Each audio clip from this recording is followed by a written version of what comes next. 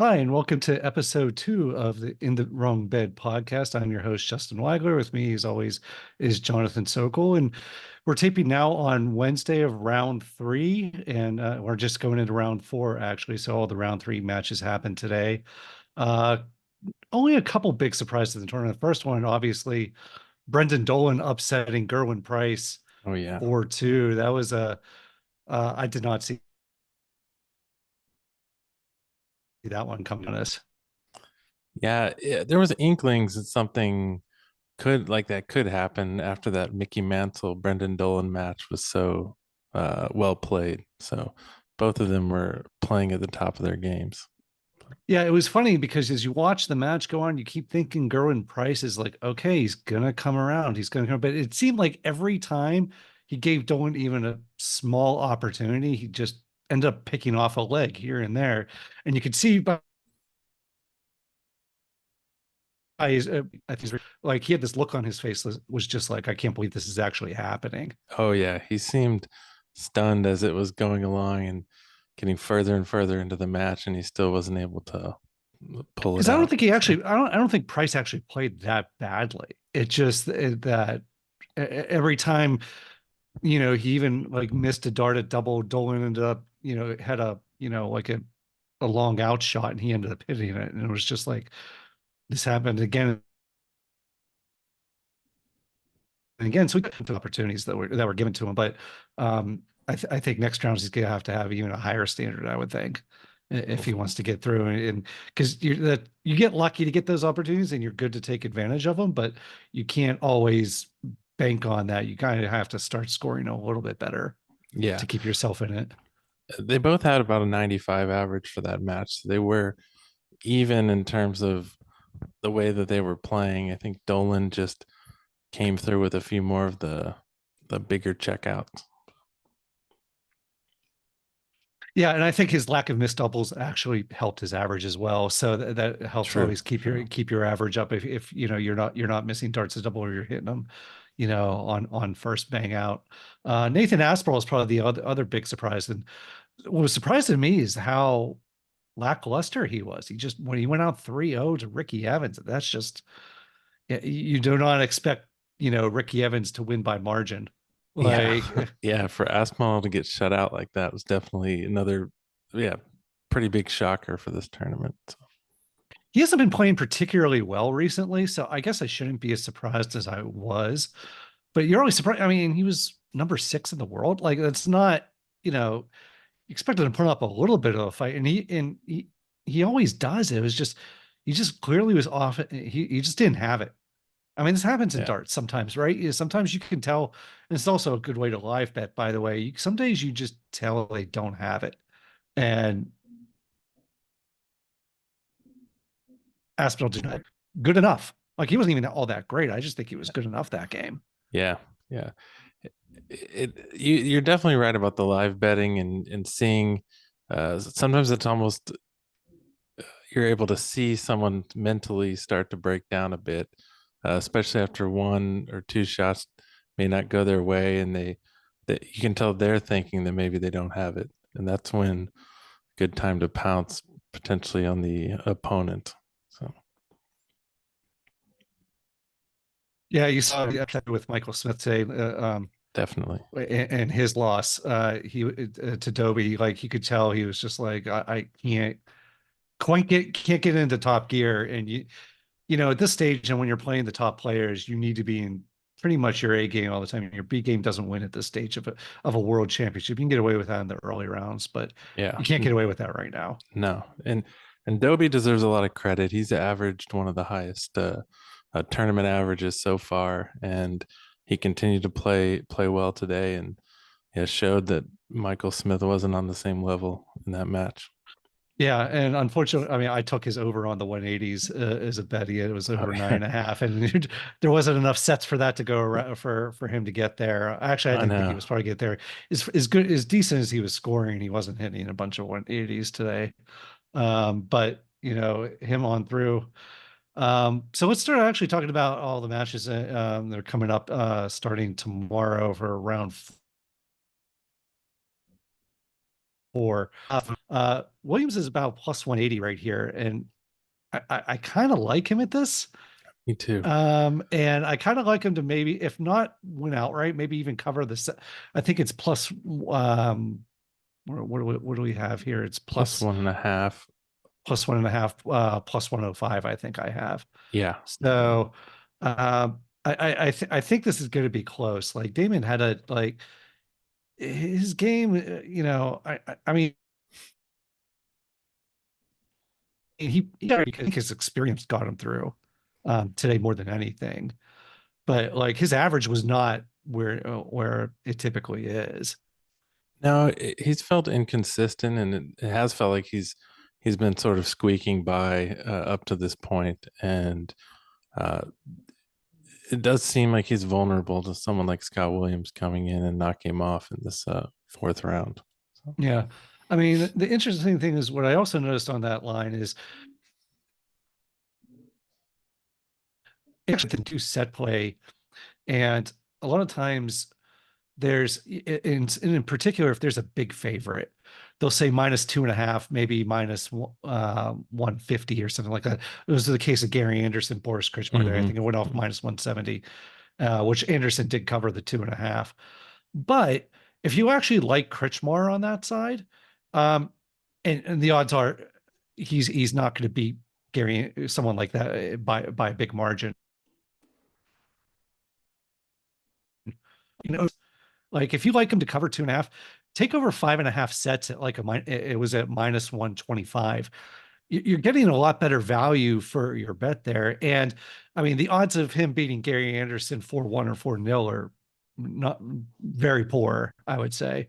And I think Yeah. it's a lot better off just taking that 5.5 at the reduced juice, because if you actually think that the underdog is going to cover two 2.5.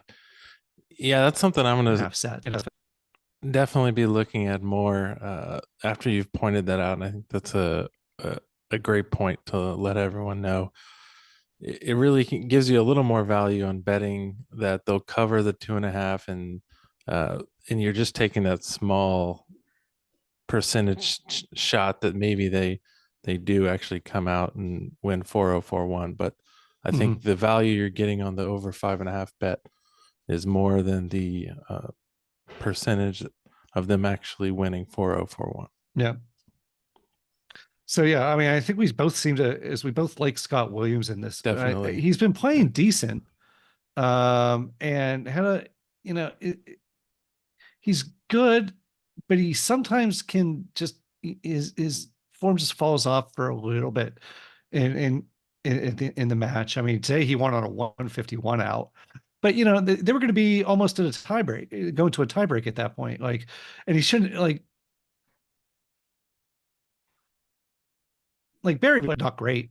And so, going into this, I find it difficult that he's going to win, that Damian Hunt's going to win by a big margin in this one. Yeah. I mean, he obviously can. I mean, we've seen what's happened this tournament, right? Like people do, but I'm just not betting on it this time. I think I'm taking Williams in the leg and a half. Yep. I'm definitely going with Scott Williams. Looking forward to waking up tomorrow and getting a win on that one Yeah. right out of the The gate. the other thing is also too it's over 5.5 minus maybe it could be 4-2. Maybe he'll cover, and you don't like it at minus 2.5 because or plus 2.5 for Williams. Plus 2.5 for Williams looks like it's going to be about minus 180 Mhm. or at plus two, actually minus 250 I'm seeing here Oh, on wow. one book. Yeah. So yeah, I mean, honestly, if you think he's good, you wanted to cover that, just take the over 5.5 legs at minus 135. Him beating Damon Hedda 4-1 or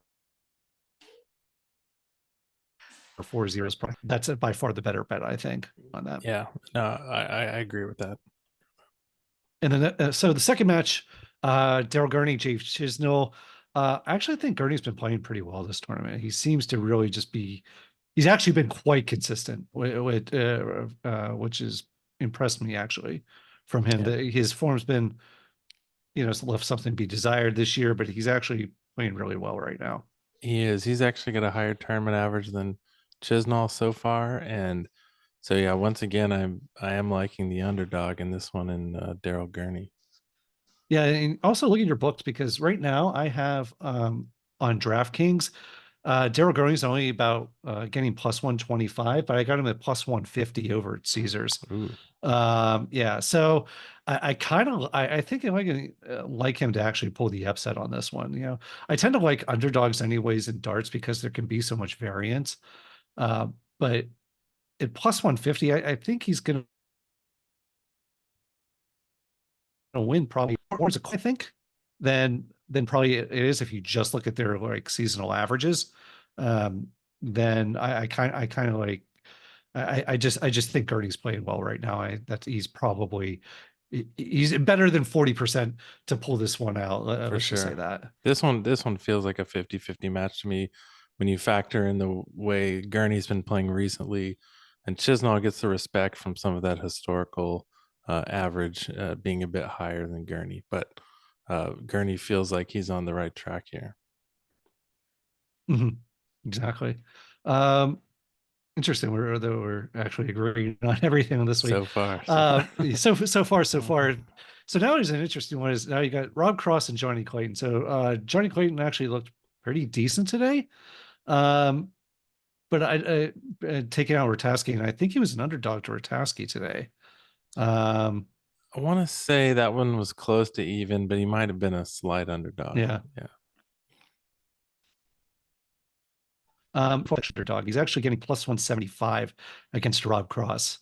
Uh, Johnny Clayton hasn't had the best year, and so I think that's kind of reflected in these odds.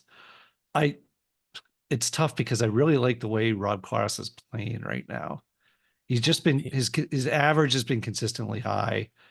His very checkouts have been consistent so consistently far. good, Yeah. and he hasn't really had too much trouble blowing to the in this tournament so far.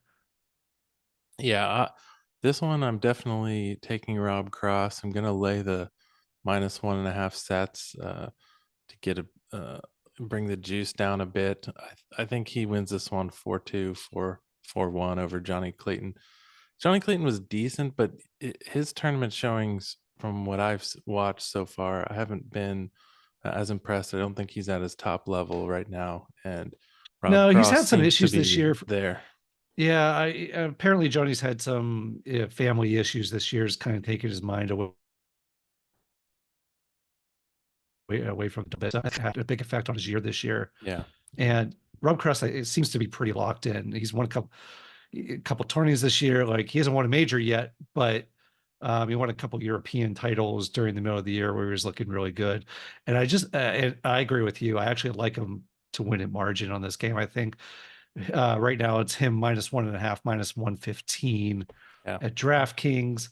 I kind of, you know, I think maybe even it's an interest at 2.5 plus 210. I mean, obviously plus 210 that hits only about, you're only thinking that's going to hit about 30-25% of the time, but it would not shock me if Rob Cross won this one big. yeah, yeah. Me either. I don't mind that as a good. Put the majority of your money on maybe the -1.5, and then sprinkle a little bit on the minus Yeah, I two and think a that's half exactly as a what I'm going to do. I'm bonus. going to probably put a full unit on the -1.5, and then maybe a half or a quarter Yeah, that unit on the on. I just think in general they're going in opposite directions. Even though obviously you have to do something right to get to round four sure. of the World Championship, but I haven't been that impressed with Johnny as much as I've been impressed with Rob. Same here. Same here. Yep. Next match is actually so where what I talked about earlier comes into play about long shots. So Gary Oh yeah. Anderson at -500 against Brendan Dolan, who's going off about plus 350. You look at what Dolan's done, and you're like, he can hang around. I think. Like Gary Anderson hasn't been exactly blowing it out of the water. I know he beat Kritschmar 4-1 today, and Yeah. he had a good average, but the first few he obviously lost the first set. The first couple sets were looking dicey. He definitely pulled away the last two, Yeah. but Brendan Dolan's definitely a notch above Boris Kritschmar, anyways. Yeah. And the way Dolan has been playing, I do give him a better chance than what Boris had this morning.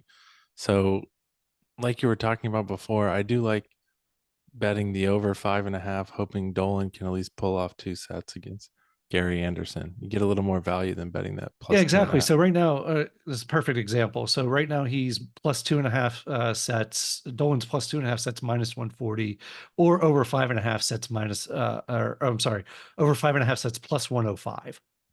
Yeah, So if you exactly. actually think he's going to cover, you're probably better off. I don't think Gary's been or worse to Brendan Dolan. I mean, even Gerwin Price, who was off, and Gary Anderson is about the same level as Gerwin Price has been playing. Like I don't see worse than 4-2 happening. So if you like Dolan to cover, take the over 5.5 sets. That's right. Uh, the interesting thing is too is like I'm not entirely sure what to think on this, and I don't know if it's because my bias for because I picked Gary to the tournament, uh, or that Dolan's just been very opportunistic, and that luck could run out against Gary It Anderson. could. Yeah. Even leading up to this tournament, he wasn't playing especially great, and seems like he's just found something for his matches so far in his run in the World Championship. Yeah, and I'm not taking credit away from him. He's done what he's needed to do to get through, but he just doesn't have the egg that Gary Anderson game, or even B plus game starts That's showing right. up. That's right. I kind of think now that doesn't mean if Gary Anderson's B or B plus game doesn't show up that he can't cover 2.5 sets. Yeah. And It so I might the over 5.5 is tempting at plus 105. I also wouldn't be shocked if Gary Anderson beat him 4-0 or 4-1. yeah. Uh, I definitely I definitely think Gary Anderson has to play his top A game in order for that to happen. I do expect Dolan to keep rolling with he's been averaging around 95 for the tournament as well, but that does seem like that is his top limit A game where someone like Gary Anderson can touch 100 for a match a lot easier. So Yeah, absolutely. And that's I think what scared me, I think I'm probably going to pass on this game only because I'm conflicted as to what Gary Anderson could, if he won this 4-1, no, I wouldn't be shocked if he won 4-2. I'd be shocked if he lost this game. yeah, I would be yeah, shocked. But I was shocked that Gerwin Price lost too. So to this very same Brendan Dolan. If I don't know. Yeah, you know what? Honestly, I'm going to probably stay away from this game. yeah. But like, if you like Brendan Dolan at all, take the over 5.5 sets. That feels like good value at plus 105. Definitely. Next game. So to not necessarily surprised to me, Luke Littler versus Raymond van Barneveld, and Luke Littler is a minus 220 favorite on this. Oh man, And this is an interesting one. this is really interesting because if you look at the way they played this tournament, these odds are probably fair. Now, well, I shouldn't say they're fair. I would say that everyone's getting on the Luke Littler train and it's probably skewing the odds there. So in that respect, there's probably value on Raymond van Barneveld. However, Barney hasn't, I don't think, played all that great so No, far. if he had Jim played, Williams shot himself in the yeah, foot today, yeah, the entire match. Like he should have won that first set, and it just him losing that set where he outplayed him. Van Barneveld had like an 84 average or I something the know. first set, and just didn't have it and won the set. And he even looked surprised that he won the set. And Yeah, that just kind of was foreboding for what happened the rest of the match. it was. Um, If he had done a bit better today, I would have considered betting on him as a pretty big underdog here. But from what I saw and from the way Littler's been playing compared to Barney, I'm gonna have to roll with Littler here. And also, once again, I like when I'm playing on the favorite, I definitely like adding the spread in and playing him minus 1.5 here and hoping for mhm. that 4-2 or better outcome. Yeah, I think Littler could absolutely win by margin. The one thing that scares me about this, it's not that Littler like you're starting in like deep in tournaments like this. Experience does matter a little Yeah, bit. It's yeah, rare that you have the Rob Cross that comes in on debut and wins it. Not yeah. to say Littler will win it. His odds are actually at plus 800 now, which is crazy. Remember in our first broadcast that we actually liked him at plus 5,000. We're getting Oh pretty good man. value. And plus, I got a little bit of plus 5,800. So getting great value out of that right now. I'm going to let that roll at least until the next round before I start hedging. So Yeah, I like him to get through here. So hopefully to start making it a little bit more interesting. The challenge I have with him is things have been kind of easy so far, and he yeah, hasn't been gotten really punched in the face tested. yet. He Yeah. hasn't really gotten tested. He hasn't really got punched in the face yet. He hasn't Raymond been Van down Barneveld, if yet, I don't believe, in any of yeah, his I don't know if matches. he's been down. I mean, he's got sets against him, but he hasn't Yeah. been really down big in any of his matches. And if REB goes up 2-1 on him or something like that, I can see Littler struggling to get back into the match because he's a great front runner, but we don't know how he operates coming from Yeah. behind. Just On top haven't of seen that, it enough. Yeah. on top of that, when you're playing in the tournaments he's used to playing, the youth tournaments, they don't go this many sets. It's usually all leg play, and it's usually first to six. So even though so first to six legs, so Right. you're Right. playing. You could be playing 25. So instead of 11 leg match, you could be playing 25, 30 legs in a match. Um, if you're going 6, 7 sets, you wonder how someone holds up under that when they're just not used to playing that. And Yeah. so these confluence of factors are the only thing that kind of worries me um, about Littler at this point in the tournament. How does he, does he start on, and he's a little bit behind the eight ball, or if it gets to be 3-2, like, does he have, the gumption to come back, maybe down 3-2? He's tiring out a little bit. That's the kind of thing. Yeah. That's the type of thing I think that would stop him in a tournament, not necessarily his talent or his Yeah. ability. Yeah. I mean, there are definitely some unknowns with Littler, but using the information and everything that we've seen so far, there's not much reason to doubt him getting through this next round. But I keep so wrong because it's you know I keep thinking, oh well, he does unorthodox um, moves around the board. Like he'll use the bull a lot when personally I don't think he should be, and it's because I think he wins so many matches and he's always ahead that he can try to make a great setup oh instead of yeah. making just a good setup. Yeah. He'll try to set up for something like 32 when hey maybe just an easy two dart combo instead of, but also if you make a mistake, you're now, more than a two dart combo out. Um, I sometimes worry if that hasn't caught up to him yet in this, but does it eventually? This is the tournament to find out. It hasn't yet. I don't know. This again, maybe I'm just looking for things to go wrong with him. He's Sure. 16, so maybe he's just I don't know. It doesn't matter anyways.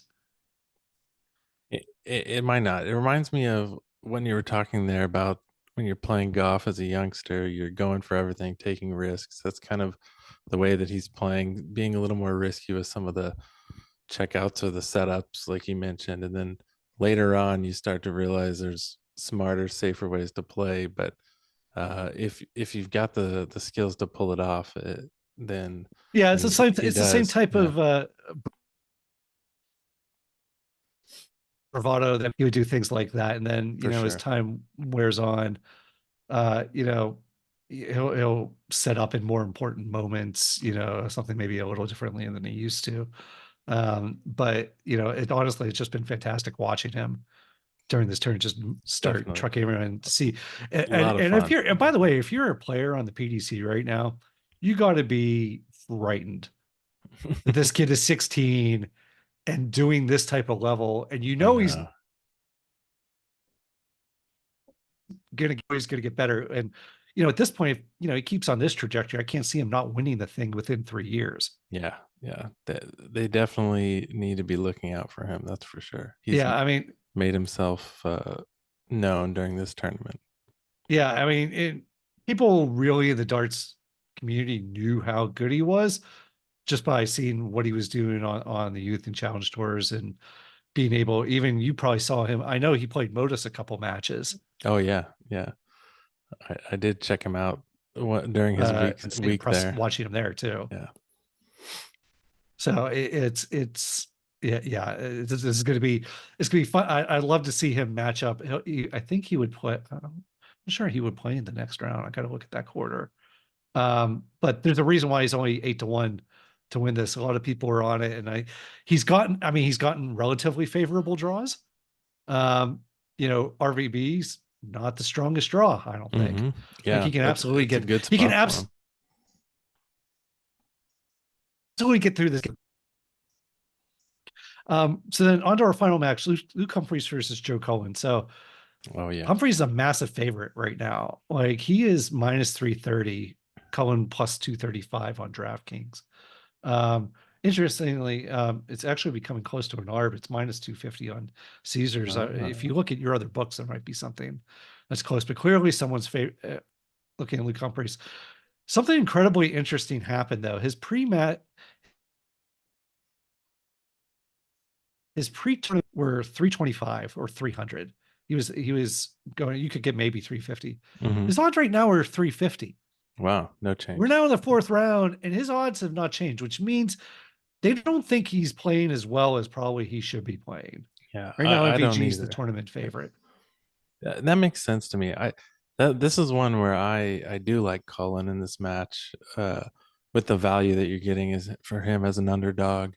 Uh, and this one, I felt like Luke Humphreys could have easily lost today. His averages have been dragging a bit. He doesn't seem like he's at the same level as he was during the past few tournaments. And he might be on the downside of that hill and that hot streak here. That's the way I'm reading it and the way I'm going to be playing it here.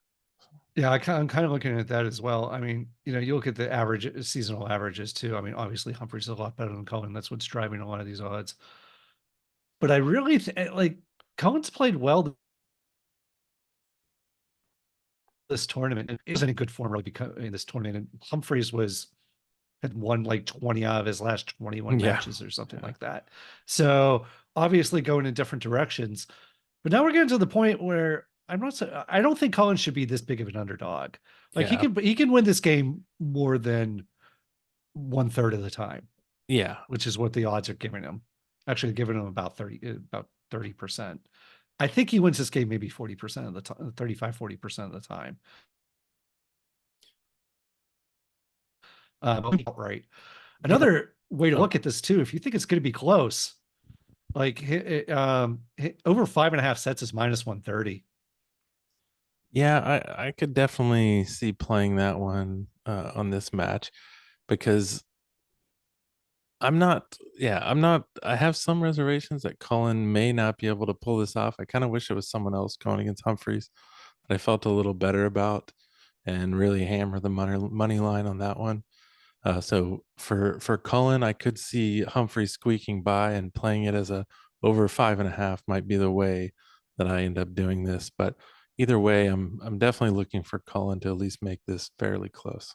4-2, Yeah, 4-3. Cullen's 2.5 odds are minus 225 or minus 200, which uh it's really weird. And it's interesting when you take underdogs like this, is you absolutely think you can win, but sometimes the value's not there and just covering. Mhm. Like two and a like 4-2. Also wouldn't be shocked because Cullen's game leaves him sometimes. And if he's not scoring, then sometimes you know that can, and if Humphrey starts scoring like if he finds his game, if Humphrey plays his A game, he wins this Oh pretty yes. handily. Yeah. And so if you think his A game's going to come back, take him minus 1.5, minus 145. Um, that's probably the better bet. If you think his A game's coming back, I'm not convinced it's there. It's not there right now. I don't think so either. I think more likely he's gonna continue playing about where he's at, and I think with that level, Cullen is closer to his equal than a big underdog. Yeah. And it's, I wonder, I keep thinking, is there something that, something that's happened to Humphreys? Has he gotten like too, I don't think he's gotten too full of himself Too necessarily, but complacent, I or wonder if it did well, come, sometimes it comes too easy. Like mhm. sometimes I thought, we say that he was down 3-1 to Petrechko Yeah, in that match. So, some he was intestinal on the fortitude to be ropes. able to, Yeah, yeah, he was absolutely on the ropes. And I think Petrechko actually had him down 2-1 in one of the sets to actually win it. And Humphreys came back to that. I don't know if maybe the minimum was a little bit too big for Petresco. That wouldn't have been surprising. He got out pretty quick. He did take advantage of Humphreys not playing well, but Humphreys did kind of turn it on. Um, and frankly, Cullen's better than Petresco. he is. That is the one of the reasons I So feel pretty I good think about if backing Cullen yeah, there. I think Cullen closes. If Cullen's up 3-1, I think he closes it out. Oh yeah, yeah. I don't think he'll have the same hesitancy that Petresco had trying to finish that match off. Yeah, you can kind of tell the way his throw actually started looking like sometimes dart players that get a little hesitant, like it gets them out of their rhythm. Mm, And certain players play with players play with a certain rhythm, and if you start overthinking, you start I mean just gets a little bit off. You start getting a little nervy up there, and that's obviously what happened yeah, to muscles get Petresco. a little tighter, tenser, and you just don't quite replicate the motion that you're used to. Yeah, exactly. And so I mean that happened to Petresco. I don't think that probably will happen to Cullen. So I do kind of like the over 5.5 though. What 5.5 sets of -130. I do think this is going to be a kind of a close match. Me too. I at 235 is just a little bit too tempting for Yeah, me. And Humphreys, I'm betting against Humphreys more than I'm betting on Joe Cullen. I think. right, I right. think I think that's more what I'm doing in this. That's fair. Yeah. That's So just to look at before we go off, just to look at what the futures are remaining in the tournament. I'm looking to see if there's any value here. I mentioned Humphreys was 350. MVG's already down to plus 160. Uh, mm, he does look like a on that, but I don't think no one's played great against him yet. yeah, Bunting yeah. was terrible today. Oh man, he was not up to the task. I was so excited for that I match, was I and was so what a stoked for that disappointment. match. I was like, oh, this is gonna be such a banger, and it just A did dud. not happen. And Bunting just couldn't. Bunting's here's It, what Bunting needs to improve. Honestly, his cover shooting, he doesn't do it. mm, If he's not, he's very very reluctant to move to treble 19, and when he does, he's yeah, not good. And I think yeah, he knows that. So if I tell him to improve anything on his game, is that if you're missing the 20, look for especially if he misses it like a little bit low, like he'll still try to hit the 20 treble 20s when the way his darts lay, he probably should be going for the 19s. yeah. He the turning point was set two. Bunting not being able to close out set two and get that one, I think Mhm. really destroyed his confidence, and from there it was over. Yeah, I crushed him, I think. I mean, he was against throw on set one, but I thought he played really well set one. Yeah, yeah, It just, he was against throw and he didn't have a great fifth leg. But he, set two, yeah, you're right. That one where he got broken by MVG really and set him him not back. closing it out was you could tell that might have been the beginning and the end on him. I think it was. Yeah. Yeah. Sorry, going back real quickly, just to any of the value features. I mean, leave Dobie down to 550. That's kind of an interesting. He's playing really well. Yeah, he's playing has one of the best averages of anyone. So that's probably decent value. Yeah, I think that's like going to be. I mean, Chisnell's at 2,000, Johnny Clayton at 3,000. Rob Cross at 11 to 1 is actually interesting. I think Oh, Rob Cross has been playing really, really well. I wouldn't be shocked. 11 I to wouldn't be 1. shocked if he That's higher than I thought it would have been. He won. This is fair Yeah. not to win this one. Yeah, that 11-1 might be the only one worth taking at this point. I kind of like that. I'm gonna have a look at that tonight. Yeah. Awesome. Well, that'll be all of our time for us today. So that'll be concluding it for episode 2. But we will see you next time on the Wrong Bed podcast. Again, I'm Justin Weigler for Jonathan Sokol. We'll see you next time. Goodbye, All right. everybody. Goodbye.